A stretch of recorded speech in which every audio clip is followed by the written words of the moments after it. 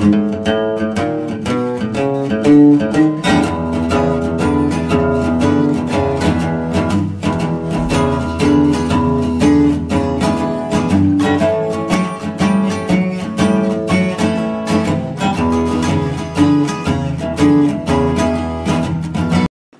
Susie Homesteader of the Rockies, and welcome to the Susie Homesteader channel. And today we're talking about indoor gardening, and I'm going to show you a way to set up a mini greenhouse inside a very, very small area to start a bunch of your indoor projects, gardening projects with. So here's an example of maybe about a 3x3 area that is actually a utility sink that I turned into a little bit of a workstation here by cutting some laminate countertops apart and using that as my work surface. And then, of course, just putting up some shelves, and most importantly, putting up a full spectrum grow light. And this is only like about 2 feet by, I think, not even a foot wide. But it's got 4 bulbs, 4 small high output bulbs. And this is just enough light to continue gardening over a 12-hour period. So some of the more important things that you'll want to have besides your grow light is going to include having a timer plugged into your outlet or your power surge outlet, just so that these lights that you have on stay on for, well, generally like a 12-hour period is your best bet. So besides your light system, your grow light system, a timer will help you make sure you have an accurate amount of light during the day. And then that will shut them off at night, and you don't have to worry about leaving it on too long. So you're going to have some lights, and you're going to have some heat mats, which are really going to help your germination process. Just about everything in here I think I ordered on Amazon, and I will also have a list for you on my website, Susie Homesteader of the Rockies, that will include all the materials that you'll need for setting up your little mini greenhouse. But this seedling heat mat is great because this kind of speeds up your germination process. And ideally, you're trying, and it also gives you all kinds of fun little instructions, also in French. But ideally, 75 degrees is, or less, depending on what kind of plant you're growing, is the temperature that you're trying to create in this area. And then this heat mat will also, well, actually I don't know if it does come with a thermostat, but you want to have a thermostat to go with it, and that will allow you to regulate the temperature manually. So if 75 degrees is too hot, you can always turn it down. So hopefully you'll have a thermostat as well as your heat mat, and then and then your timer attached to your grow lights. So there's a few things that you gotta have. And that thermostat will have this little probe attached to it, so that is how it will regulate the temperature in your cells, or your little plugs, or your soil. It can even go directly into soil, it doesn't matter. But that's how you'll regulate your temperature for the actual plants that you're growing on that heat mat. And then, besides those little tools, it is kind of nice to have a 4-way analyzer. They're not very expensive, but that actually gives you a reading on fertility, light, moisture, and your pH balance in your soil. So this is a really nice little tool to have, and that just goes directly into your soil or your cells as well. So that's a good little doodad to have. And then, you know, you can get these little seed injectors where you just fill this up with seeds, which does kind of make it go a little faster, but it's not necessary. But that is kind of an easy way to get your seeds in the dirt. Or you can use what I use, which is just a bunch of crab forks. Or the back of a pen or anything, just to kind of push those seeds under the soil. Because generally those seeds don't go very deep into the soil anyway. And then, of course, plant tags are kind of important, and some kind of this is called a garden marker, but really all it is a permanent marker, some way to mark your labels so that you know which plants are which. So there's a couple of fun little important tools. This is another one I like. It's just a actual thermometer temperature thermometer and a humidity gauge for the entire area that you're growing your plants in, and not just for the soil itself. So it is kind of important to understand how much humidity you have, because with all plants, really, humidity is super important. You want to have good humidity, and you certainly don't want it too cold or too hot.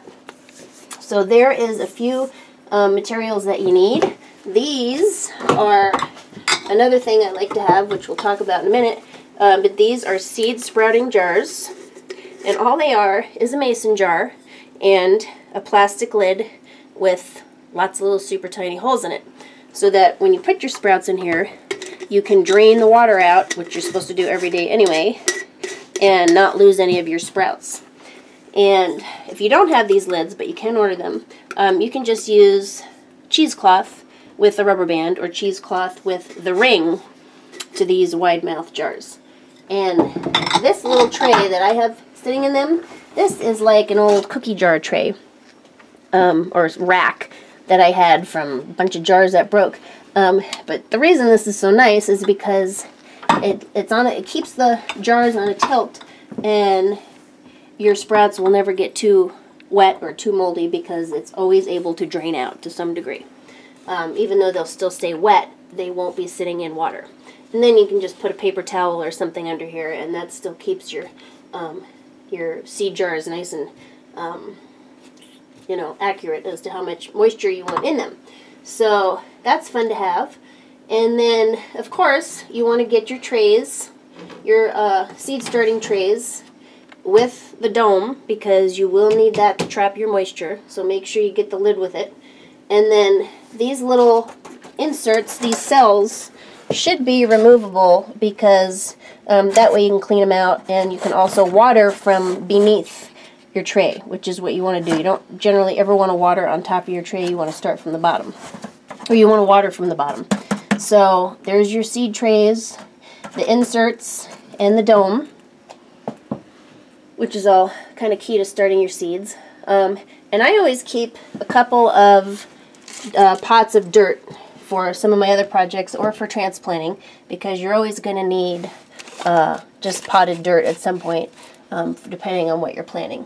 So there's a couple other ideas to keep in your little mini greenhouse. And then these are actually bulb vases, which, of course, I found these in a thrift store, but I use them for regrowing my kitchen vegetables, because it's kind of the same idea, like, for example, that's an onion, as using something like a mason jar, where you would just use, like, well, these are turkey trussing sticks, but you can use skewers if you want.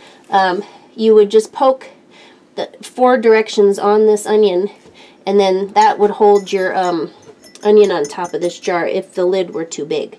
So either a bulb vase, which I love because it works great, or a mason jar with some kind of a skewer where it could still sit on the top but have the bottom touching water. So I find these in thrift stores all the time. I don't know why they're always there, but those are kind of good if you're going to try and regrow some vegetables like that. So, and then of course, if you're not going to, well, you can use seed starting mix, but if you're not going to use just loose soil like that, which should be sterile, which is why that's for seed starting, then you can just get the pellets, you know, the Jiffy refill, or pellet refills, and put those into your little cells. If you don't want to use the soil. The soil is kind of hard to do when you're doing little tiny areas like this. And that seed starting mix works much better on bigger pots than it does on these little tiny cells. It's just easier to use. And then one word of advice is, see how these got split? These little cells are split on the inside.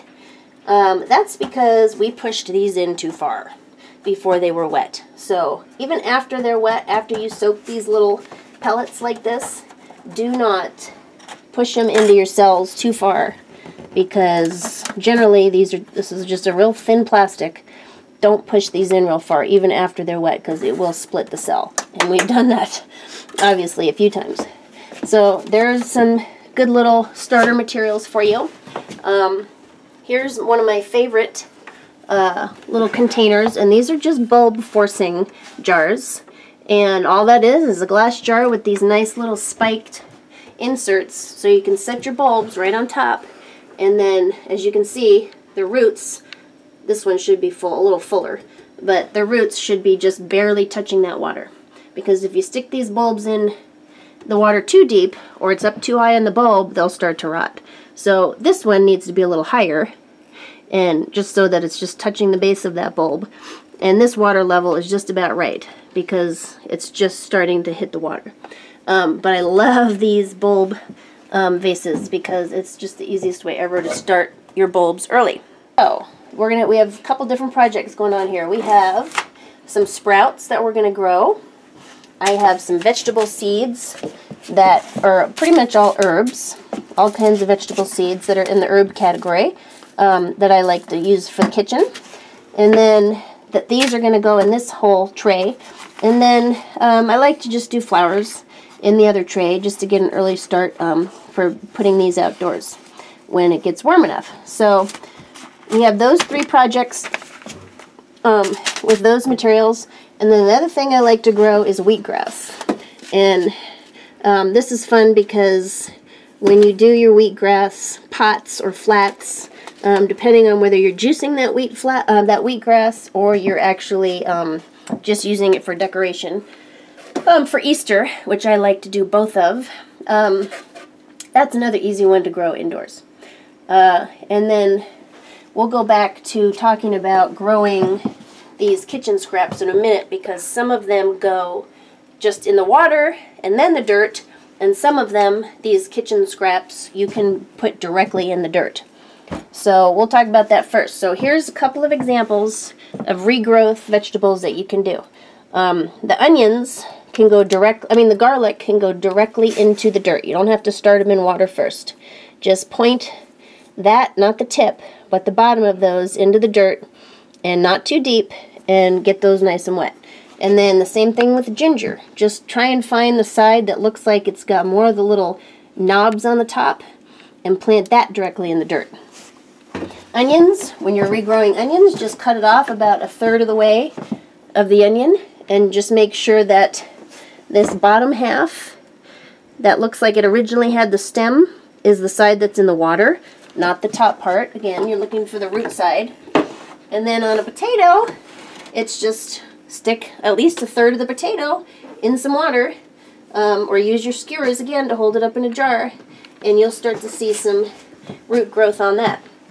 Now, the difference with the water and the dirt environment is that some of these, which I'll give you a list of, have to have a start in water to get that root system going. So the general idea is that when you see roots coming out the bottom and hopefully some kind of a sturdy growth coming out the top, that's when you want to put it in the dirt. And that will go for my whole list of regrowth vegetables that I have, that I'll have for you on my website. So again, some of them can go directly in the dirt, and some of them you want to start in the water and then wait till you see what we were talking about and then put it in the dirt. So that's how you're going to start your regrowth. And then again, the bulbs are easy. You just set those on these little inserts, and make sure the water's always touching the bottom. And when it gets warm enough outdoors, and depending on what environment you're living in, or the climate and the temperature, then you can plant those directly into your bulb garden outside. So that's an easy one. And then again, we talked about starting your seeds in here. Just get your pellets or your soil in there, and you want about 2 or 3 seeds in each cell, just in case one of those seeds doesn't make it. And for seeds, real tiny seeds especially, you just don't want to plant them that deep. They're pretty much just on the surface, just below the surface of the top level of soil or pellet. So when you get those nice and wet, you can kind of open it up a little bit and put a couple of seeds in there. And then, what else? And then always read the back of your packets for germination times and instructions for each plant, because they are all different. And that'll determine how long you're going to keep them in here before you plant those outdoors, or before you actually cut them and trim them and dry them as herbs. And then on your sprouts, again, go to the back of the packet. Don't ever throw your packets out. All your instructions for your sprouts will be on the inside of the packet or on the outside, and it'll tell you exactly how much to put in and how often to rinse them out. So generally on sprouts, they tell you like 2 or 3 times a day to rinse it out, but I only do it once a day. You just have to make sure that they don't get too moldy. So there's your sprouts that are going to go in your jar, and I think that just about covers it. And then it's kind of nice to have a window in your little mini greenhouse area, because when things start to come up after a few weeks, you can crack your window, and that air that comes in will kind of help harden up your plants and get them ready for putting them into your outdoor seed bench or your greenhouse. So just change your water every day on your regrowth vegetables, and also on your sprouts like we talked about, and make sure your soil is always moist on everything else, and you should be good to go. So there's a great little mini greenhouse project for you. Good one for kids with horticulture and science as well. And if you have any questions, let me know. We'll see you again. Bye-bye.